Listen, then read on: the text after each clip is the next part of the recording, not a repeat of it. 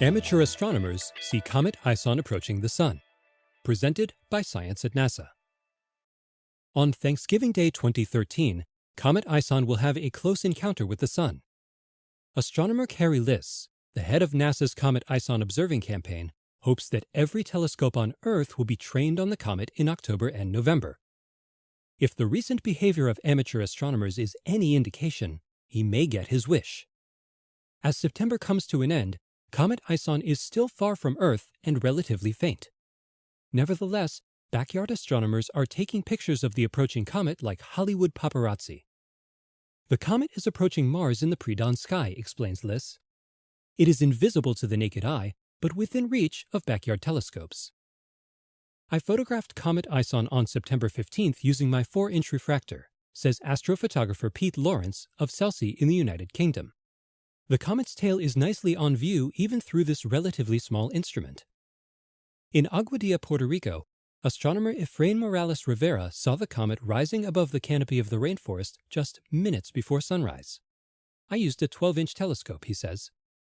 In mid-September, the approaching comet was glowing like a star of 14th magnitude. That's dimmer than some forecasters expected. Certainly, we would love it to be a couple of magnitudes brighter right now, says researcher Carl Badams of the Naval Research Lab in Washington, D.C. But it's doing just fine. I'd say it's still on course to become a very eye-catching object. Badams is especially optimistic about NASA's twin stereo probes and the NASA ESA Solar and Heliospheric Observatory. Those 3 spacecraft are equipped with coronagraphs, devices that cover the blinding disk of the Sun to produce an artificial eclipse. The coronagraphs will be able to see Comet ISON at its brightest when it is making its closest approach to the Sun on Thanksgiving. If Comet ISON survives its brush with solar fire, skywatchers on Earth might get an eyeful as well.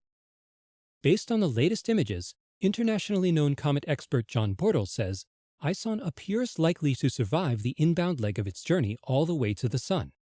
It will probably brighten more slowly than all the early hype led the public to believe.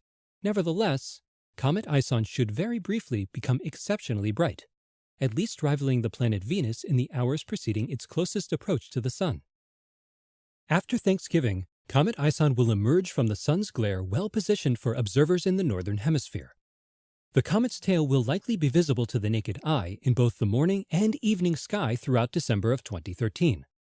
The last comet that did this sort of thing was Comet Lovejoy, which put on a grand show after it brushed the Sun in 2011.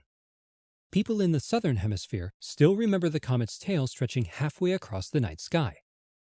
Judging from the brightness of Comet ISON, Matthew Knight of the Lowell Observatory believes that ISON is likely a few times bigger than Lovejoy was, so I am optimistic that Comet ISON will become an impressive sungrazer. Because this is Comet ISON's first visit to the inner solar system, no one can say for sure what will happen. Comets are unpredictable, capable of fizzling at the last minute even after months of promising activity. Badams, who has been burned before by fickle comets, cautions that at no point in the next couple of months are we going to know if Comet ISON will survive or not until we actually observe it with our own eyes. Observations from amateur astronomers are really valuable pieces of the puzzle for us, adds Badams. They help us to see how the comet is evolving. The NASA Comet ISON observing campaign aims to get as many eyes on ISON as possible. To learn how you can help, visit isoncampaign.org. More skywatching opportunities and information on objects around our solar system are available at science.nasa.gov.